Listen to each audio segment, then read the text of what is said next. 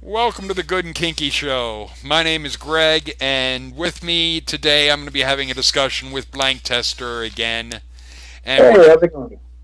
we're going to be talking about a couple of different things. And one of the things that I want to figured we'd start this off with because it's so much in the news lately, and that is the idea of the Bill Cosby thing. And one of the things that I wanted to point out to everybody, because it's something that I had come across a video that I thought was rather interesting, was how we can't trust our memories.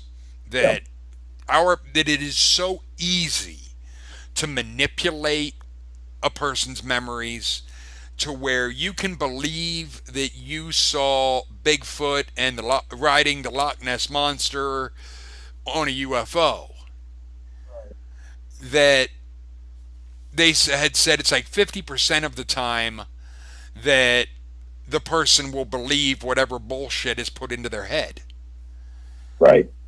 And that this was what was attributed to the claims of satanic abuse in the 80s and 90s, that the FBI looked into it and did not find any, not even a single shred of Right. credible No, evidence.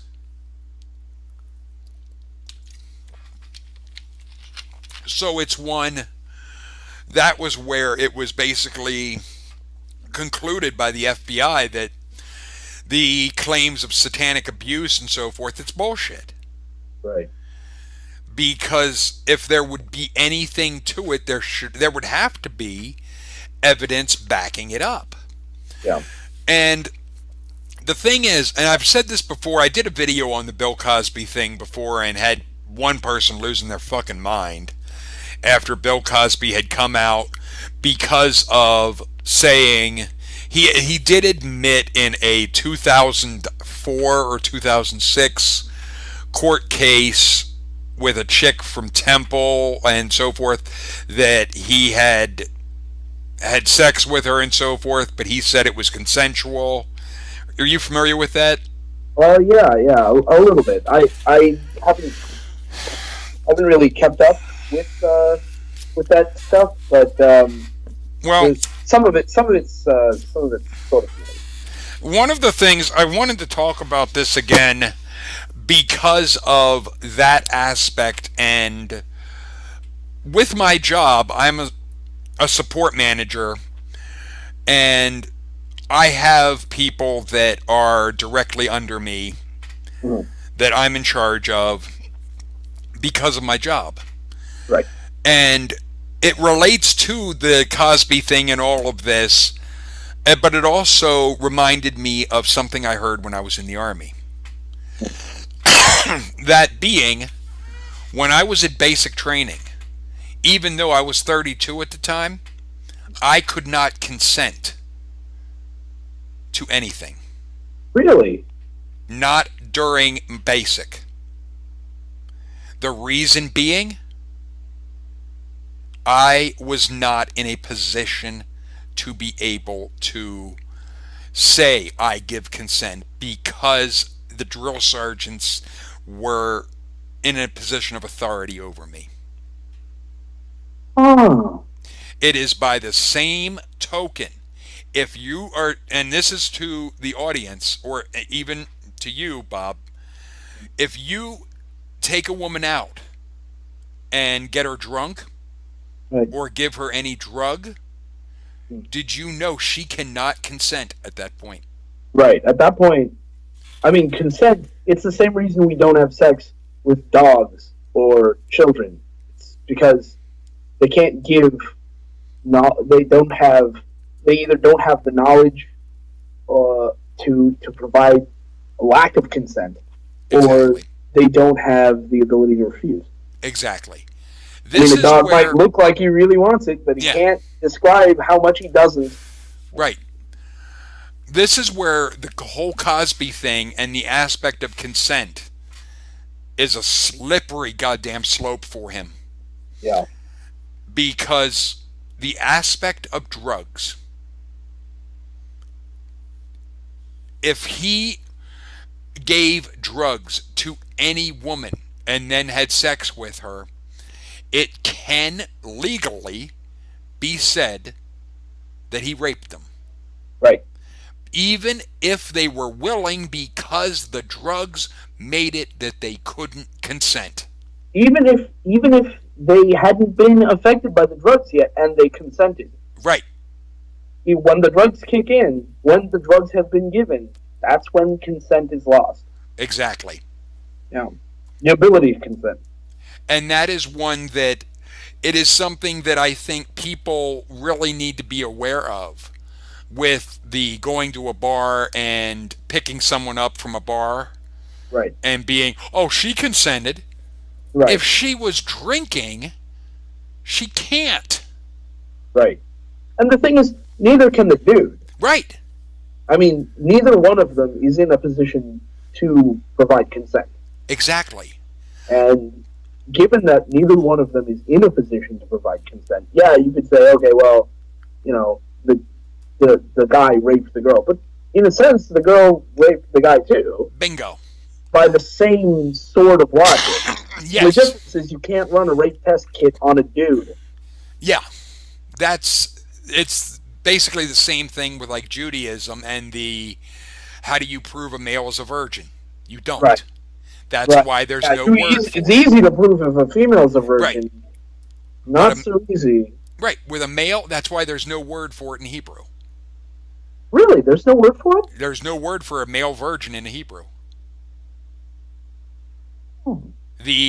There's two ways that the word virgin in Hebrew is used, but they have completely different meanings. The first is what is used in Isaiah 7, where the Christians try to make that into the Immaculate Conception bullshit. Right, Alma. The Alma. Yeah. That means a young woman. Right. It has nothing to do with sexual history. It only has to do with her age. Right. Whereas the other is the Hebrew word Bethulah. Methuselah? Bethulah or something. Yeah. And that is a virgin in the sexual sense. That it Right. doesn't matter what their age is, that is entirely have they had sex. That's the light type. Yeah. Wink. Yeah. That's the type. That's the old 2-eye wink. But you know I'm kidding. Mm-hmm. But the thing is, that is the distinction that Christians don't even want to make. Right. Because they're not looking at the text correctly. But they're not even looking at the text. No. I mean, they're looking at a translation of a translation of a translation. Yeah. Or they're not looking at it at all. Right, because when I do the interviews with Mark Powers, he's not looking at it in a King James version or anything of that nature. Right. He is looking at it from the Hebrew. Yeah. Because if I say something, he will read over it in Hebrew and that can be taken this way, or no, that's not. Like when we went into, and I mentioned the word Lucifer at one point, he laughed his ass off because it's not there. Right. That was added. He said this. That was added by King James. It's simply not in the Hebrew. It's not even there. No. But getting back to the aspect of consent, because I'm sure there's some that are going to be already typing furiously. Hey, you guys didn't finish up. Or the idea of it's even more than just the drug aspect. And in that regard, that is a big part of this. Yeah. But equally, and I do want to say so the feminists don't lose their fucking mind, because they don't have much to begin with. Oh, yeah, they won't lose their mind over you saying that. But it also applies to women, like you had mentioned. Yeah. That if a guy is drunk and a woman has sex with him, it can be equally said that she raped him. Right. And that's not to say that we should be going around and saying that. It's that the point of pointing that out is this is kind of a shitty way to look at it. Yes. It's a really shitty standard to hold men or women to. I wouldn't want to hold a woman to that standard, Right, and by the same token, I don't want to hold men to that standard either. And it has nothing to do with what I've got between my legs. right. It's all about the aspect of is basically if a person is inebriated, you can't, because there are people, and even when I was younger, I would, I never really went out and I never did the bar thing. I shouldn't say never. I did the bar thing once, hooked up with a chick that if I had not been drinking, I would not have hooked up with. Because she was not attractive to you, or She was, because yeah, she just was not attractive to me and things like that. But we right, ended up having a one night stand that turned into a relationship for a little bit, and it was just, kind of a meh. yeah, it was what it was. But pretty much that was where I learned I'm not doing that shit again. It left a bad taste in both your mouths, huh? Huh? Well, yeah. Sorry, that was stupid. It just, the weird part with, in a sense, that relationship, I broke up with her and it took me 6 months to get that bitch to go away. She would show up for sex, and after we broke up, I would only fuck her in the ass. Wow. It was basically my way of saying you are being a pain in my ass. I was being, I was in my 20s, I was a fucking dick.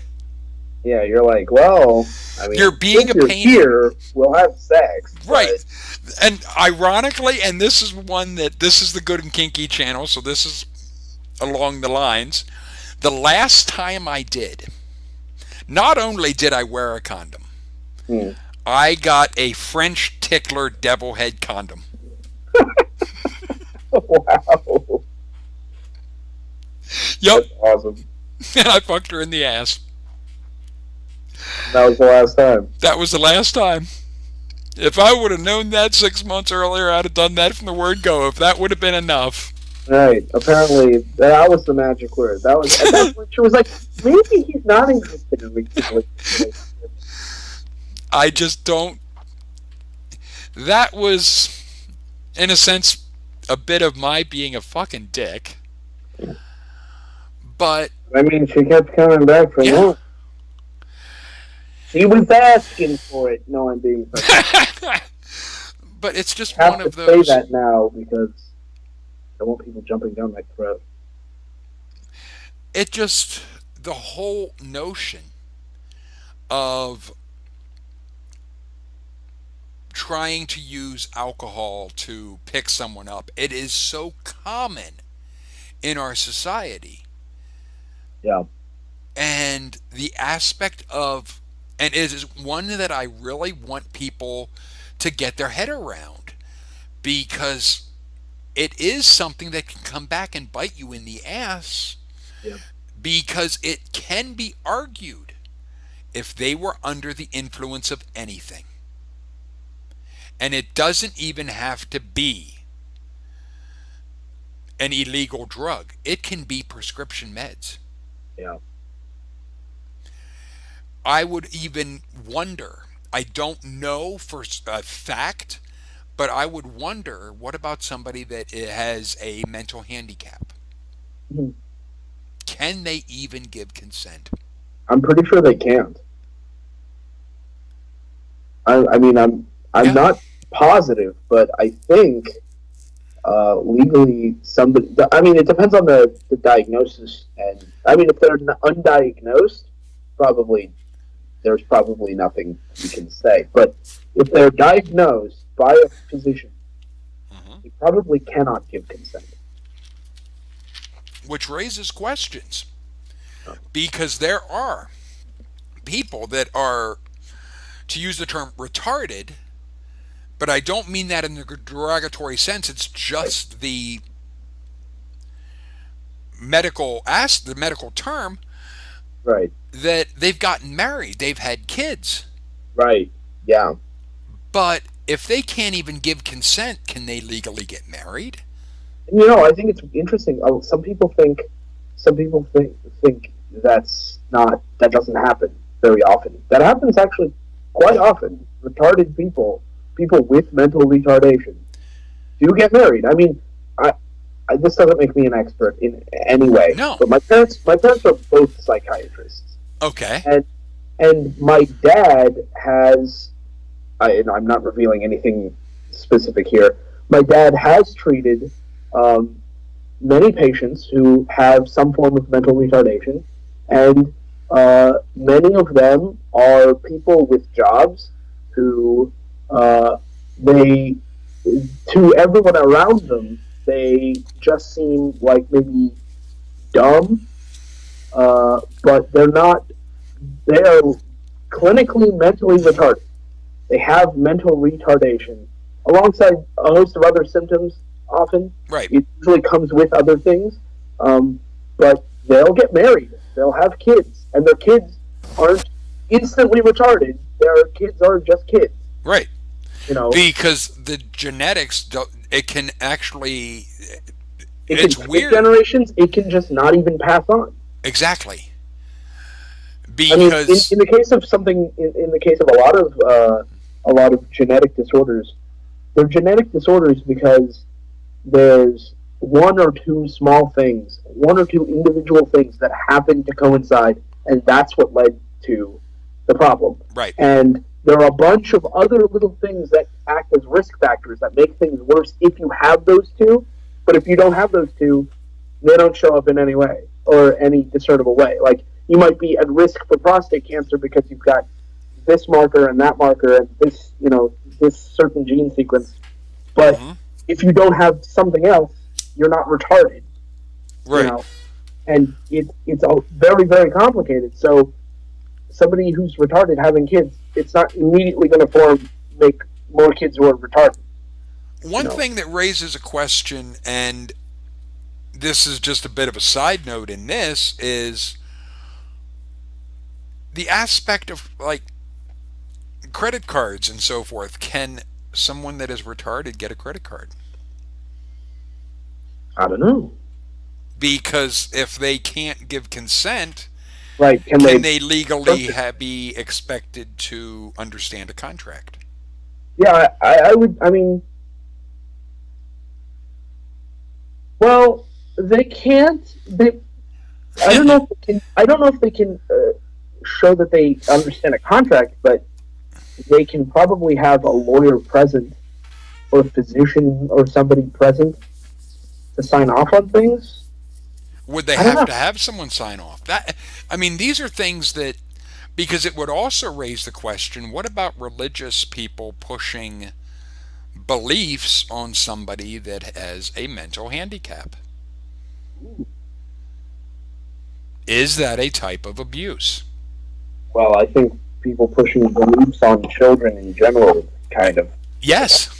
but I mean, for somebody who's got some kind of mental handicap, uh, I mean, obviously legally, no, that's Right. not. But we're not talking Morally, legal ethically. here now. Yeah, we're talking about ethically. Should it be considered abuse? Um, yeah, maybe. I mean, I've again, this doesn't make me any kind of expert. I'm not an expert in Right. anything. I'm not even an expert in living my own life. Uh, there's a when I was in high school, I did some uh, my senior year of high school, I worked with the special ed kids. Um, I didn't join the class. I was helping them. Yeah. Yeah, and most of the kids, there was a wide variety of kids in that class. Some of them with learning disabilities. One of them has Fragile X, and he's a good guy. He's a good kid, but he can't speak. He can't say sentences. Um, he's he can count to about 15, maybe, which is a vast improvement on where he was. And I mean, he's nice, but you couldn't. I could. I don't think you could even consider it abuse to present religious ideas to him, or even try to force them on him, because he wouldn't understand at all. I mean, it's not abuse to try to tell a dog about God, because dogs aren't gonna get it. Right. And I don't mean to be mean about him, but you wouldn't get it either. At a certain point, the mental handicap is so strong, So severe. so severe that it's hard to say whether it's abuse or not, because it's hard to say whether or not they can even be abused in that way. Right. Yeah, I mean, obviously, you can still physically abuse somebody who's mentally handicapped, but I don't know. I don't know where Can the you line mentally should or is drawn. Yeah, can you mentally abuse someone that doesn't understand? Right. I mean, I guess the short answer is no, because if I say mean things about you and cause you mental anguish, the In only way order to to cause have you mental anguish, you have to grasp what is being said. yeah, you have to hear about it and you have to understand. If Right, you don't hear because about it, then I'm not causing you mental anguish. And if you don't understand, I'm not causing you mental anguish. because if you can say anything you want to a dog or a cat Right. or a horse, you're not going to cause them mental anguish because they'll go more by the tone of your voice. Yeah, I mean, actually, as a joke, sometimes I used to say to I used to, before, like my last dog, when I was in high school, I used to go, "Who's a little shit lord? Who's a little asshole?" And he'd come right up to me, and he'd be all happy because he Right, didn't get it. He doesn't speak English. right. Penn did that very thing in the an episode of Bullshit Mm-hmm. where he had, I think it was a cat that he was, oh, I hate you, you little flea bag, Mm-hmm. and then being, I love you, cat, and Right, yelling, and the cat was more scared at the tone and so right, forth. That even though what he was saying, it wasn't responding to what he was saying, but how he was talking and even stroking the cat and so forth. It didn't matter what words he was using. It wasn't, right. but Whatever amount of language it can understand, it's not enough to differentiate words right. with that kind of precision. Now, I'm sure there are people that would be having a bitch fit of comparing people to animals. But I mean, let's be real. We Yeah, are I mean, we are animals. we're animals. We're talking about. I mean, honestly, I feel kind of bad comparing dogs to retarded people because I like dogs a lot. So do I. Yeah, and I don't mean that as a dig against retarded people, although No. that's actually basically what I said. Uh, but what I mean is, Try to dig yourself out of this hole. yeah, yeah. Here we go. This is my shot. So basically, what I mean is, it, it's it's a bad comparison because it's hard to say what exactly a dog can understand, and it's hard to say because even if a dog does understand what we're saying, however much it does understand, it has no way of telling us. Right. So that for sure we know. So that's kind of off to one side. We Yeah. have to make sort of assumptions, and Whereas somebody that the is comparison's more. What do you think a dog can do? What's your gut tell you a dog can think or say or do? the And difference that's what I'm comparing to. the difference with like somebody that has a mental handicap is depending unless it is extremely severe, they can at least let you know how they feel and Right. But I mean, a lot of the ways that somebody with a very severe mental handicap tell you how they feel, a lot of those ways are the same ways that a dog will. Body language. oh real okay, yeah.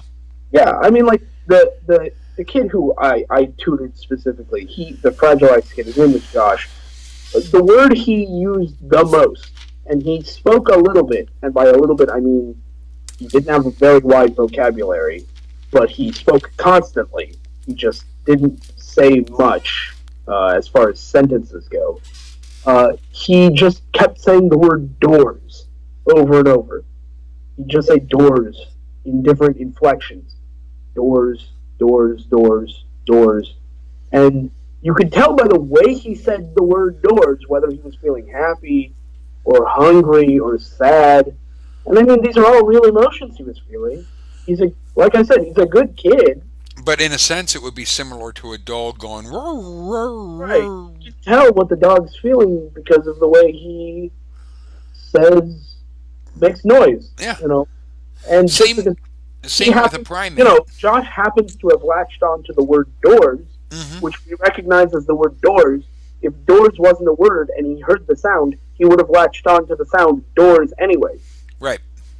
I mean, he liked the sound of the word doors. It Right. was easy for him to say, and he enjoyed saying it. Enjoys saying it. He's not dead. Well, it's one of we don't know why or anything of that, We're in but the same basic position. We don't mhm, know why the things in his head happen or what's exactly happening because he's not in a great position to communicate those things to us. right. Now, Which is unfortunate, but true. one of the things to get away from the mentally handicapped, because I don't want to focus Uh, on them, yeah. and getting back to the idea of one of the things, it's a big fantasy that it seems to be popular, the idea of student and teacher, boss and What? coworker, the like a sexual fantasy Oh, type of oh, oh, thing, yeah, yeah. that those positions, because of the nature of the position, Right, the idea of it can be consensual. No, it can't. right. When there's a power structure involved, and I'm not Exactly. talking about a societal power structure. I mean a one-to-one personal power Hmm. structure. When somebody can hold something over you, when they can blackmail you with a Yes. paycheck or with something else, you are no longer in a position to consent. No. Even if you really want it, you're Right. not in a position to consent. That is, The word is informed consent. That's what I was looking yeah. for. It was one of the things I had seen this at my job, because it's very rare that with the aspect of unloading trucks that we would have females working with us, because typically it's a male type of thing. Right. But we do have two females that are in my crew. Hmm. Now, I had said to the one, and pretty much the other, she does the clothing, but I had said to the one that was, she's like maybe 80 to 90 pounds dripping wet. Wow. Yeah, she's a very petite thing. And she's very young. She's like 18, 19. Oh. Oh. Yeah. But I had said to her, you'll never have to throw the truck. Never. Oh. Okay. Just because the weight of the boxes, most of the boxes, yes, she wouldn't have a problem. But there are some, and there's just sheer danger of things falling in the truck Yeah. because it's loose freight. Yeah. And someone her size, it's not to try and cater to her or try to say she's weak, but Right. It's not to demean her. no, It's also not to baby her. no. And because one of the things the worst that's happened with me is I had a microwave hit me on the head. Ow. Yeah. Shit. And one of the guys that was on the line when I was in the truck, I was probably about three-quarters of the way in the truck at the time. Mhm. He had told me afterward that he heard the "God damn it" on the line. Wow. And another guy who's in his 60s, he would typically come into the truck to pull freight. It hit me on the head, and I grabbed it and threw it. Huh. I was angry. Right. I mean, he I've just got had head with the microwave. Yeah, I've had boxes hit me in the dick. Right. Those and oddly enough, that one was a small box that was a like shampoo or something. Are you sure it wasn't just like a packaged up dildo? Because the irony there would have been quite funny. Yeah, that would have been, but no. And I grabbed that small box and I just threw it. Yeah. It was just one of when I am when I get hurt, I get angry. And there are times even when I'm not hurt that I'm just I'll growl in the truck that I will. And the guys have said we got David Banner in the truck because that's just. And even though I've gotten promoted to being a lead, Yeah. that it doesn't alter the fact that I'll go in that truck on a heartbeat. Yeah. And one of the things that I'll let you know now, and because I am going to get back to, in a sense, where I was going, Yeah. but next week on Wednesday, I go in for hernia surgery. Oh. This is something I have not revealed prior to this on my YouTube channel. Is for the past 6 years, I have had a navel hernia. Oh. And for the past almost 2 years, I've been throwing freight. And it's one, I do it, I do everything that I do at my job with a hernia. Yeah. And I've said to managers, even before I got promoted, but since, that my style of leading is I lead by example. Yeah. That if there is something that needs to be done, I am more apt, if Jump need in be, there and I'll do it. get started. Yeah. If there's something that is like a heavy skid that has to be pulled to lawn and garden or pets, I will just grab a floor jack and pull it. I've gotten to where I wear a weight belt just to try and keep the hernia pushed in. Mm. But because prior to my being promoted, I was throwing the truck so frequently, and the hernia doesn't bother me when I'm in the truck. It would be when I'm on the line and I'm bending over, and especially Oh. because if there would be something on the other side of the line, I'm I am not one to ask somebody to get something. I will just lean over and grab it. Right. And that might mean, and there were times it meant I was literally laying on the rollers and Oh grabbing yeah. something. There were only 2 times in the past year and a half that I went home early because the hernia was like a rock Yeah. in my abdomen, and it felt like I was being stabbed all the way through. So how big is this hernia? It is about the size of, I mean, right now it's not sticking out, or I'd stand up and show you guys. It's about that big.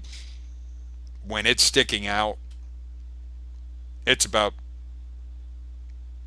that size, roughly. Well, I can't see you. Oh, the people on camera can see that it Yeah. is pretty much a $half to, Oh, okay. That's pretty sizable. yeah. Oh. I had gone to the doctor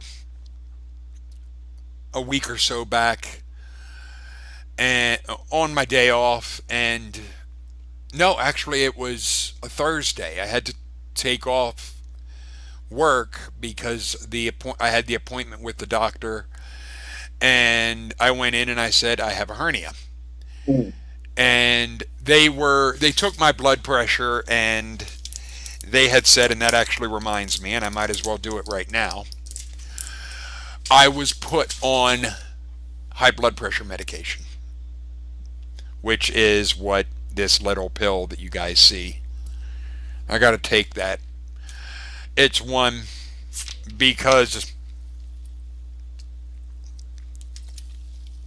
just to give you the numbers, when they checked my blood pressure with my left arm, and it was 140 over 100. I think the left arm was 140 over 102. They checked it on the right arm, and it was 140 over 100.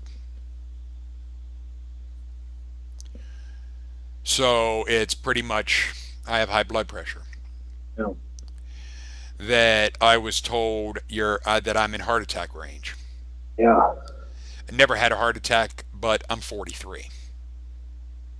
So it is Scary what it stuff. is. Yeah. I've also never had the prostate exam, which is something that I got out of the Army when I was 39 because I knew if I stayed in any longer, I was going to get the finger in the ass. You mean And the that, non-consensual one? Because from the well, yeah, in a sense, but I it, think we've got a class action lawsuit. no, in that regard, it's kind of you have to, once you're over 40, especially if you're in the military, Yeah. consent or not, you're getting the finger. Yeah. And The I've way it said ought to be. I don't want that even from a Asian woman with small hands. Uh,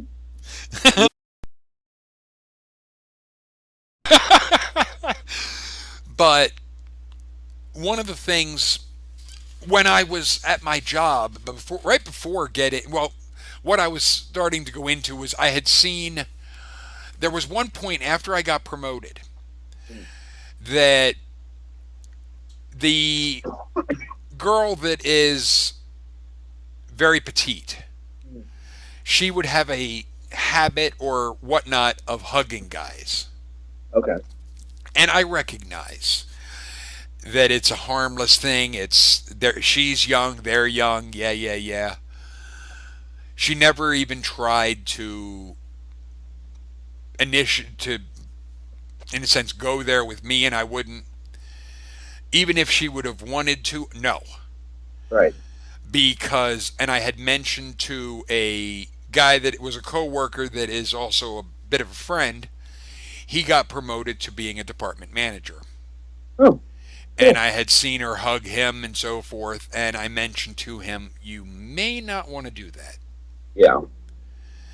And I had said, "I know it's harmless. I know you don't mean anything by it, neither does she, but think of how other people could take it." Yeah. I mean, it's not just how other people could take it.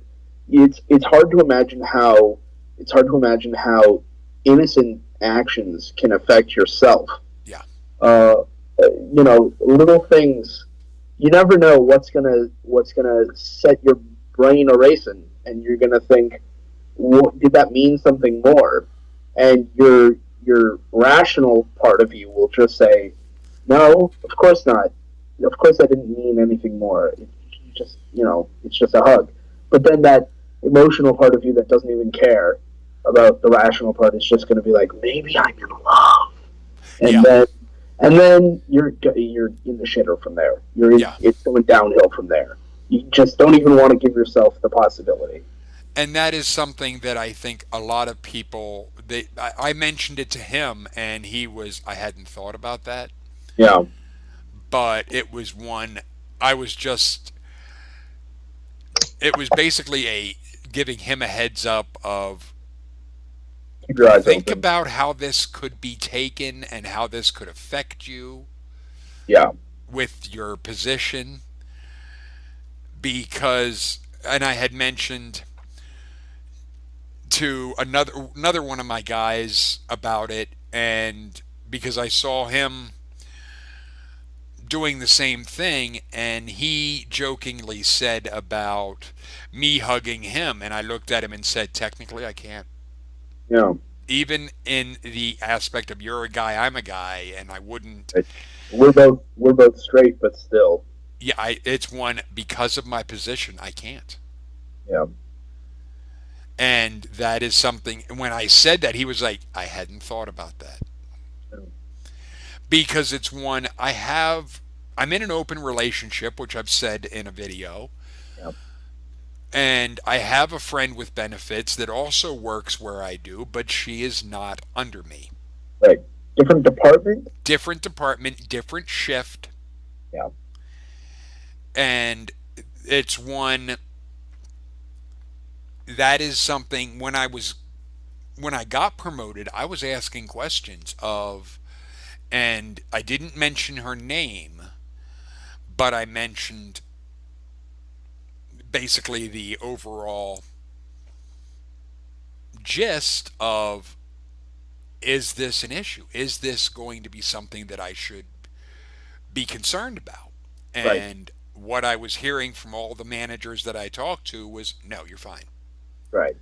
She's in a different department. There's not Yeah. going to be a conflict of interest. You'll be fine. And that is just one of, okay. Yep. Because if it would have come down to, yes, you can't do that, I would have had to have been, okay, even though I don't like to say it, I would have had to say, kill it. Yeah. And here's why. And one of, I have no choice, I just kind of have to. But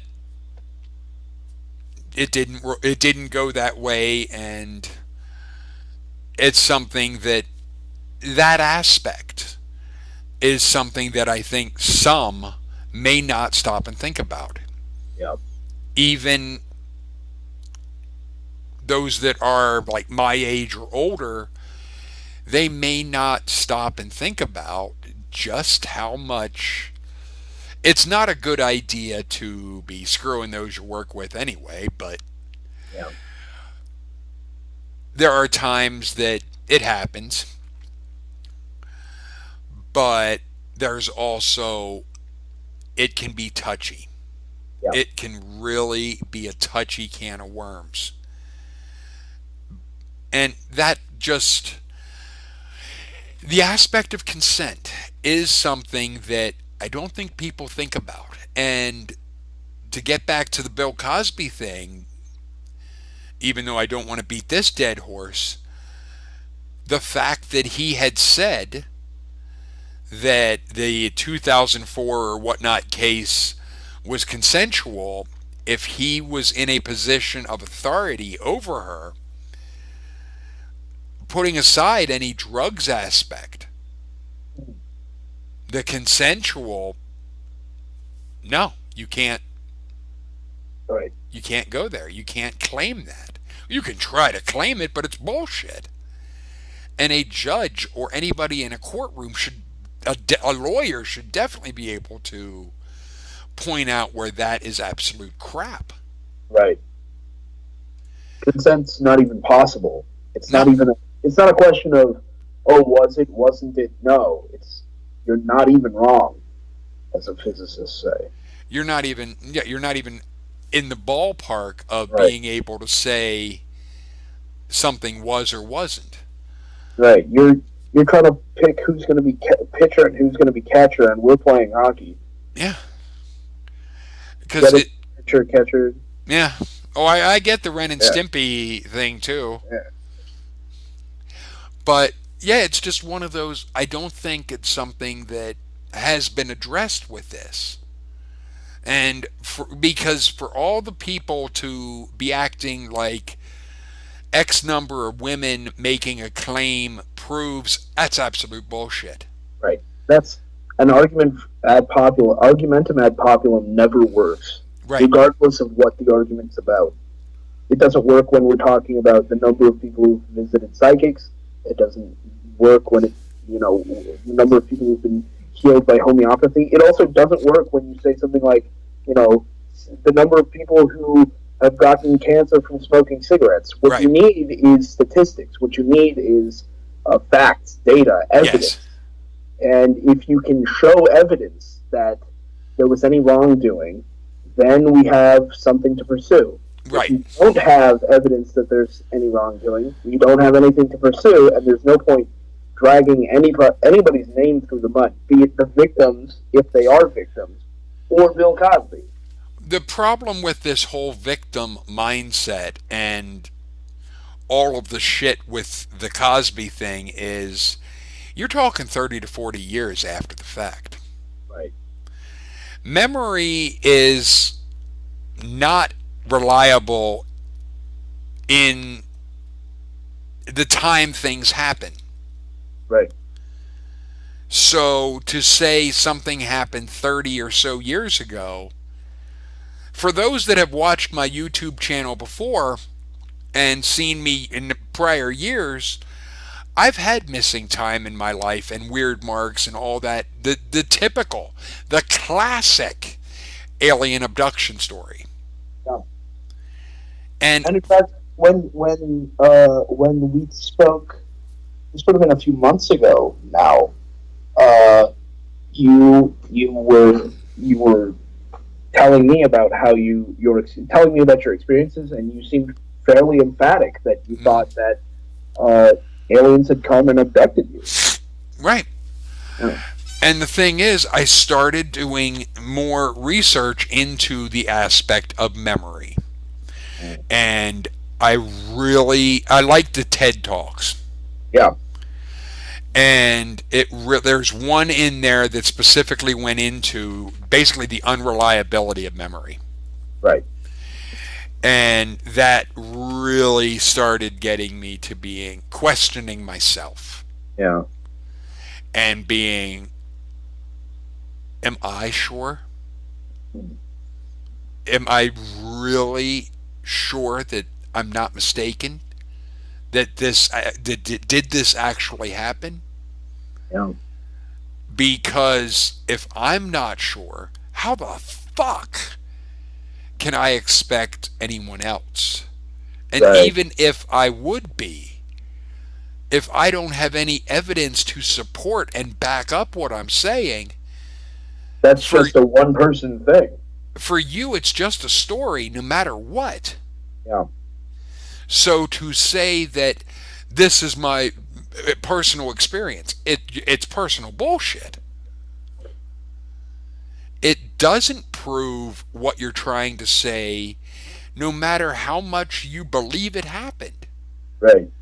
That's it's like when when people of faith, ask skeptics, uh, well, they'll ask something to the effect of, well, if you're so skeptical, are you skeptical of your own thoughts? Are you skeptical of your own beliefs, Yes, of your own memories? And the yes, answer to that is absolutely, yeah. And questioning your memories doesn't mean thinking your memories are fuzzy, or it doesn't mean it doesn't mean that your memory you don't remember things anymore. it doesn't Questioning your change. memory means you have a very clear, vivid understanding of what memories you have. Hmm. You might have some vivid recollection of being struck by lightning or being possessed by a demon or, talking to God. But if your vivid memory of that isn't accurate to what happened, it doesn't matter how vividly you remember that memory because your brain doesn't record memories Right. based on how accurate they are. Your See, brain records memories by some chemistry that goes on inside your head. there was another thing that a friend of mine had basically come up with what he termed is a deprivation tank. And I had said to him, I want to get in this, I want to try this. And he had me simulate it with his hot tub. He made his own home deprivation tank. Yeah. I mean, that's a thing that they do in hospitals sometimes. For It some things, I know that's one of the treatments for, I think, epilepsy. it was Uh, quite interesting what it's I very strange. Yeah. because what he did was he simulated it with his hot tub. He matched my body temperature with the water of the hot tub. Right. And he told me to float in the hot tub. Yeah. And it was late at night. The So only one up, his girlfriend was asleep. He was up. His hot tub was on his porch, but it was regular. It was like a fall to summer evening, so it wasn't cold. And I was in the hot tub. I floated in the hot tub, and I heard the engine of the hot tub, but I've done meditation, so I could block that out and right out. ignore it. Yeah. But it wasn't long Yeah. that I felt disconnected from my body. Yeah. and I heard a female voice as clearly as like you are with me, and all she said was, "Why are you looking for us outside of you? We are in you, around you, we are you." It was, That's goud. huh? That's goud. That right there, that's goud. It was a very, and I only came out of it when I felt water touch my mouth that pulled me back. Right. Suddenly your senses are being Yes. re-engaged. And to me, it was as if I was only floating for a few minutes. Yeah. And I told the friend of mine about what I felt and what I heard. And I asked him, how long was I doing that? He said, you were floating for about a half hour or so. And I was Yeah. like, really? But after that, I felt, to use the term disconnected, that it was that there's the life that we have and the way you feel in your own skin. Yeah. I felt like I was watching myself from outside myself. Yeah.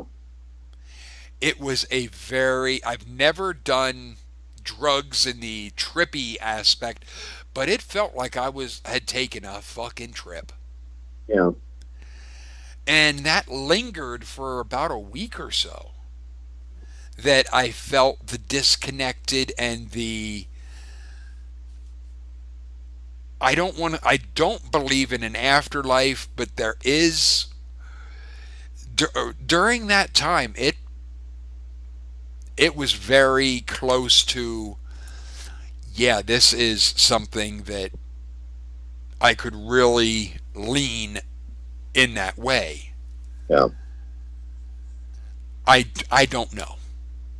You know, this is a slightly different experience, and I don't know if other people have done this or experienced this, but in my in when I was in high school, I I lived close enough to high school that I walked home, and I actually lived so close to the high school that like from the teachers' parking lot of the high school, you can shout to my house. Uh, like you can just go hey, and people at my house will hear you. Uh, because that's how close I live, or my parents live, to the high school that I went to. And I used to walk home from school, and because I was walking home, and because didn't, I didn't really have anything to do after school most of the time, I would I started doing this thing. Initially, I started doing it sort of as a joke, but then like I started doing it more and more because it was really interesting to me. And basically, what I would do is I'd walk. Oh, as I was walking home, I'd like get my stuff from my locker, put it into my backpack, and then I'd walk really slowly, like obscenely slow, so slow that people think that I must have something wrong with me because I'm taking the slowest, most deliberate steps. One time it took me 2.5 hours to get home because I was walking so slowly from my locker down the stairs, out the door, and then like the 100 yards to my house. But the reason I was Okay. walking that the reason I started walking that slowly home is because when you're doing that, your legs and your body get sort of you get sort of entranced because of the repetitiveness of that physical activity. Mm-hmm. Kind of lose your sense of where your proprioception, where your limbs are, because you're no longer in conscious control of what your hands and legs and feet are doing. Because your body knows how to walk without thinking about it. Right. But when you get into sort of a rhythm, it really just leaves you basically like a head on a tower that's moving on its own. You don't feel it anymore. And then you can just kind of watch and listen as the world around you just kind of moves on. You can see people going and doing things at normal human speed, and you get a real, like, when I started doing that, again, I had nothing to do going home. I'd just go home, and when I got home, I'd probably just sit down and play Xbox because I didn't give a shit about school. And uh, I'd spend literally hours walking home, and I got to observe nature, and I got to see people, and sometimes people would ask, hey, well, why are you walking so slowly? And I'd be like, I'd explain kind of what's going on, but I wouldn't use my arms to gesture. Like right now, I'm using my arms and stuff. I wouldn't. I'd consciously keep my arms to my side, and I would explain to them with just my face and tell them what I was doing, and it really pulls you your out of your head and out of your. It almost feels like you're out of your body when you're. I mean, it is basically, except for sight and sound. Generally speaking, I don't have a very good sense of smell. I'm not tasting anything. I'm not eating, and except for windy days, you're not really feeling anything either. So it's really, you're just getting to observe the world, and you really feel pulled out like an external observer, just kind of watching everything happen. And it afterwards, it would leave me with this weird sense of like peace, and I got the same sort of effect when I started meditating. That's what I was thinking. Yeah, Was and meditation. I remember I tried explaining. My dad was the one who taught me how to meditate, and I tried explaining to him that I got the same sort of feeling from when I was doing this thing, and he thought I was making a joke, and we never did it again because he thought I was just making fun of him. But I know I'm dead serious. Like it worked surprisingly well. You really, I didn't close my eyes while I was walking home because I'm walking, Yeah. and I can't close my ears, and I was hearing everything, but it was just like, because you're not interacting with anybody for the most part. You're not interacting with anyone or anything. You're not even really interacting with your own body. It just feels so isolated, and you really do feel like you're just watching this movie It's a going on type of around meditation. you. Yeah, Because I learned to meditate by, and this is a weird one, something, and to use the term, I don't hear voices normally. right. But when I was a teenager, I used the term of the divine because I felt like something was guiding me. Like a presence. Yes, something was it literally, because at the time I was a Christian, I used the term of like a guardian angel or a spirit guide or something of that nature. Right. And I remember hearing, clear your mind of all thoughts. And I was outside, it was late at night, and it was try to smell the slightest thing, try to hear the slightest thing, try to see the slightest thing. Try heighten all of your senses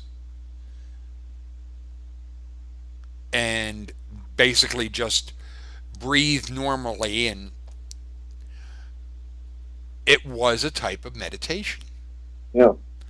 I don't know where it came from to say that it was my own mind. How would my own mind have been able to tell me to do something that I had never, I don't know.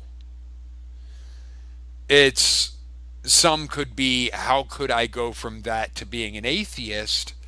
And the thing is, I was more an anti-theist before I became an atheist, Yeah.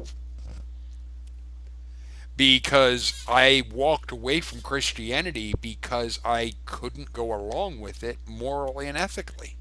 Right. The whole thing. You wanted to wash your hands of it. The concept of the idea of someone being tortured for not thinking a Yeah. certain way, because I used the term of the divine because my dad had said that I had to go to church till I was 18, but then it would be my choice. And once I turned 18, whatever had guided me, I clearly heard it say, talk to the pastor of your church. Yeah. And I went in, not on a Sunday, because I figured that's when he's busy. I went in during the week, Right. and I asked him if I could talk to him. I sat down in his office, and I said, I know what you teach on Sundays, but what do you really believe about God and Jesus? Right. He got pissed. Of course. And I looked If at he him, and thinks you're being smart with them. yeah, and I was like, I don't need you. I don't need this church. I learned more on my own in an hour than I ever have from you. And I got up and walked out. Yeah. And instantly, at that instant, I wrote off churches. Yeah. I still believed in Christianity at the time. I was 18. But I knew at that moment, as far as churches, I'm done. Organized religion wasn't your thing. I'm done. I termed myself non denominational. Yeah. It wasn't until 6 years later, when I was 24, that whatever that voice was, it was back. And it had said, basically, who are you going to follow, us or Jesus in the Bible? That was tougher. It was Yeah. a lot tougher. And a question entered my mind after about 6 months of pondering, because I was at an impasse. And it was one of, could you go along with someone being tortured for not thinking like you? Yeah. Someone born in, and it was the thought of, say, India. They're raised to be a Buddhist. They're a good Buddhist. They don't hurt anyone. They don't kill anyone. They're just a Buddhist. Could you go along with them being tortured just because they don't think like you? I thought about that. And I realized rather quickly, no, I can't. Right. That even if it would mean my own, to use the term, damnation, Right. It's not worth it. I can't go along with it. No. I couldn't live with myself in an afterlife type of thing, knowing that I went along with something like that. Absolutely not. Yeah. I've And said similar things, and I think there are some people who think that's just atheists who say that being tough guys or something like that. It really has nothing to do with being tough. I fully admit I'm not a tough person. I'm pretty weak. And one of my weaknesses is that if something doesn't align with what I think is morally right, it's very difficult for me to even remotely try to do it. I see, can't I can't do it. And mhm. if even if somebody makes a really convincing case that it's a moral thing to do, it's still difficult for me if my gut doesn't tell me that it's moral, which is not good because that's not a good way to think about things. But my gut tells me that torturing people Is wrong. for thinking differently, or even just torturing people, is wrong. So I can't go with that. I just can't do it. Right. It's not me being tough. I just can't do it. See, there's where I differ from you in the aspect of tough, because I will openly say I am one tough son of a bitch. Yeah.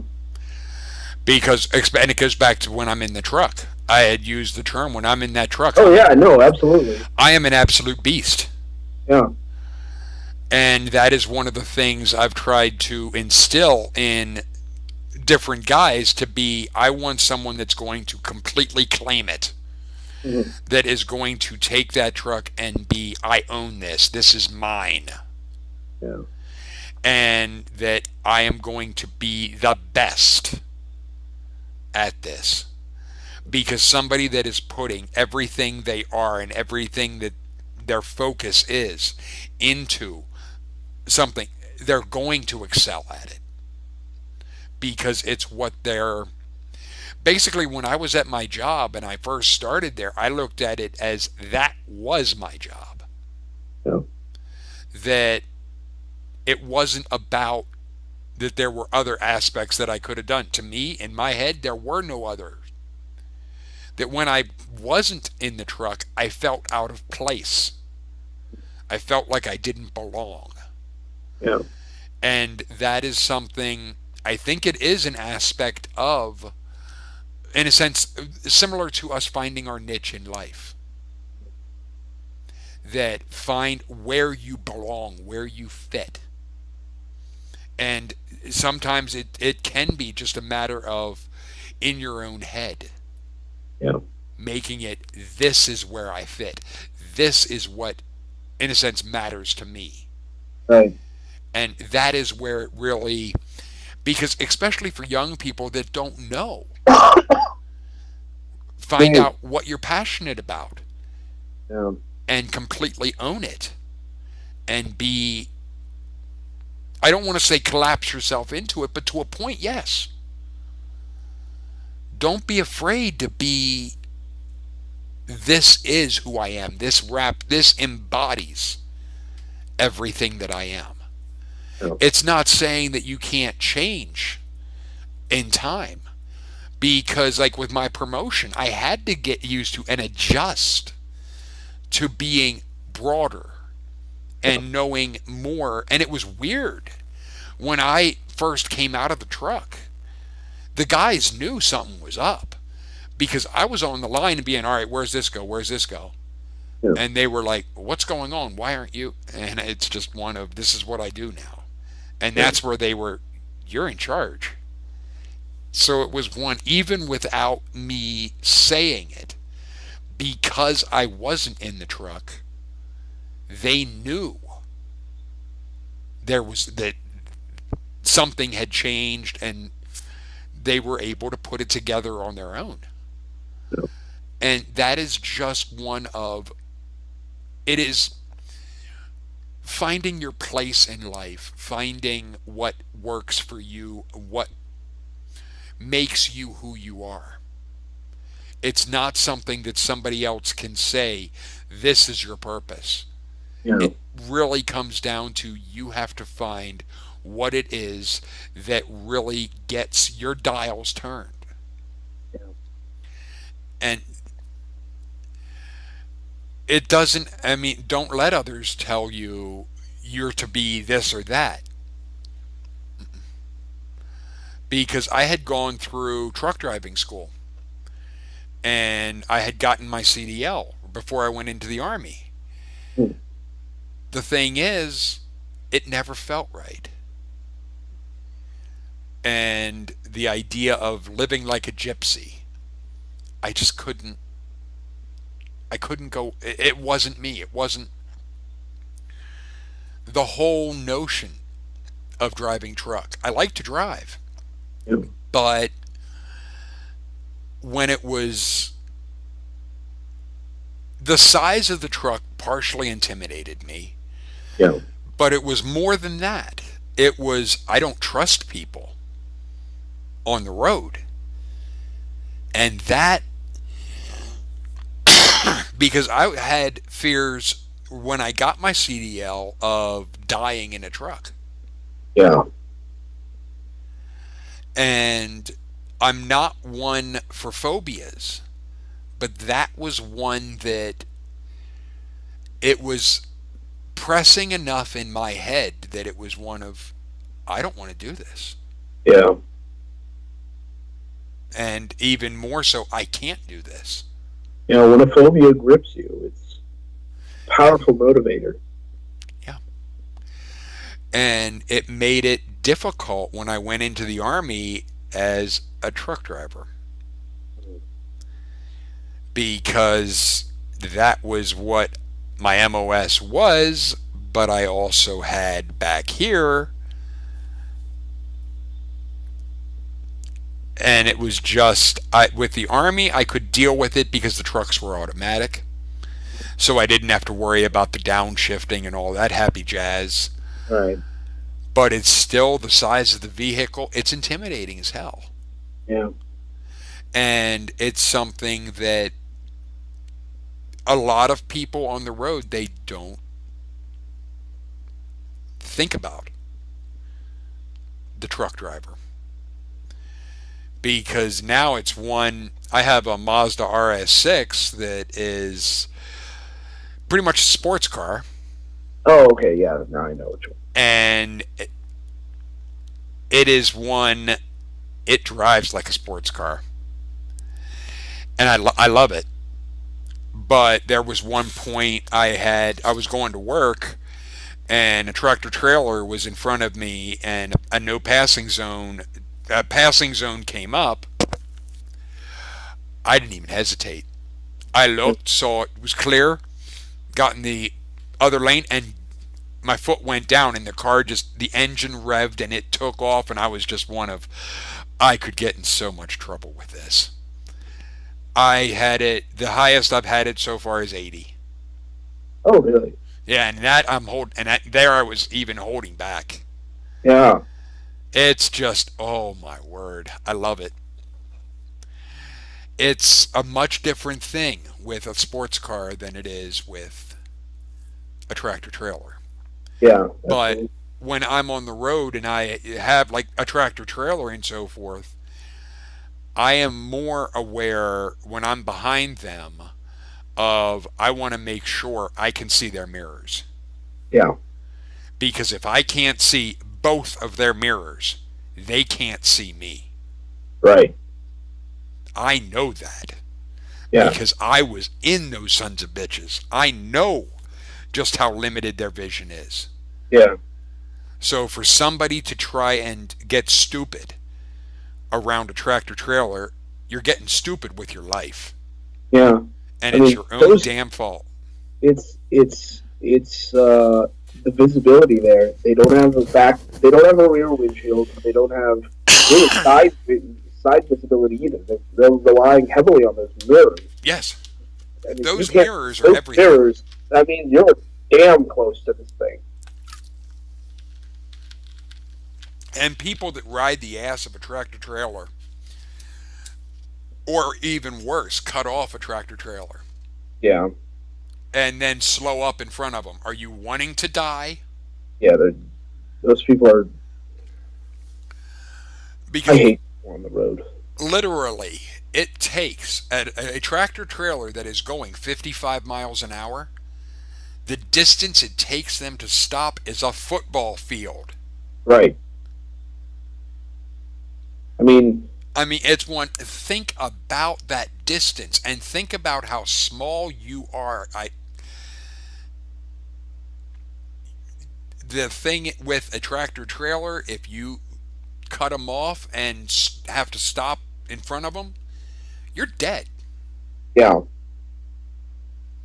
You have to give them the distance to slow up, because even if they would try and jam on the brakes, you will cause other people to die because that tractor trailer will jackknife. yeah. I mean, it's basic physics. Yes. Momentum is conserved. If if you can imagine the Statue of Liberty moving an inch in like, I don't know, 10 minutes. That doesn't seem very fast, but it's the Statue of Liberty. It's huge. It doesn't matter how fast or slow it's moving. Its momentum hitting you would be a lot. And think about, for everybody watching this, a tractor trailer, just, and I'm not talking doubles or triples, I'm just talking the single trailer, Yeah, 52 foot. yeah, And if it's loaded with freight, and they're loaded, yeah, you are not just dealing with the weight and momentum of that tractor trailer. You're dealing with the weight and momentum of that tractor trailer and that weight in that trailer. right. The contents as well. Yes. And then mass times velocity. However much you calculate that to be, that's going to be you in a second. Because however much you weigh, you and your puny little car, that times whatever velocity is equal to the same number as this enormous truck moving at 55 miles an hour. You're not going to leave that truck going at 55. You're going to leave it going way, way, way faster. Yeah. It's one, the maneuverability that you have in a car compared to that of a truck is immense. There's no comparison. Right. One of the things that people should be aware of, and we're going to wrap this up soon, but When you are seeing road signs and like a curve that says like 45 or 35, and you may be thinking, fuck, I can take this curve at 50 or so in my car. Yeah. Absolutely, you could. Those signs are not for you. Right. Those signs are for tractor trailers. Right. That's what a lot of people in cars and young people don't think Yeah. about. No. I mean, when you're saying that now, and it makes sense, but like I hadn't really considered that. You're absolutely right. I can take that. I can take that. Especially wide turns. I can take that in my car. I'm headed 55. It says slow down to 35. I'm like, fuck that. I'm just gonna go straight to 55. I don't care. And then I get on the other side, and I'm like, see, that was fine. But It's not for you. yeah, it's not for me. That's not the advice for me. And that is something that most people, they don't stop and think about. It's just like signs. If you have somewhere that is a steep grade going down, you could Right. see signs of reduced to a lower gear. Right. It's not for you Right. Or because or signs that say weight limit for bridges. People are like, exactly. cars don't weigh that much. Well, yeah, cars don't. Trucks do. Yeah. And the slippery when wet. Yeah. It would affect a car as well, but think about how much more. Right. For me, slippery when wet means oh, okay, I'm fine. Yeah. You add 52 feet of ass Right. and taking turns. They aren't going to turn like a car. Yeah. That's one. I've seen tractor trailers that try going in an S turn where cars go in. They get stuck. Yeah. For sure. It's one that was one where I work. We had sometimes we have double trucks, and the second one night I was told by my boss that we were only going to have one truck, and I didn't know why at first, and then when I went in the back I was told, yeah, our second truck is stuck in the S. I was like, you're fucking kidding me. And they're like, nope. That's where that is. And when I was leaving that night, I went out and I was like, no shit, there he is. Yeah. Dumb son of a bitch. Yeah. That's just a tractor trailer has no business trying to go in where cars go in. They Yeah. can't make the turn. It's simply impossible. But feel free to leave your thoughts and comments in the comment section. Later, people.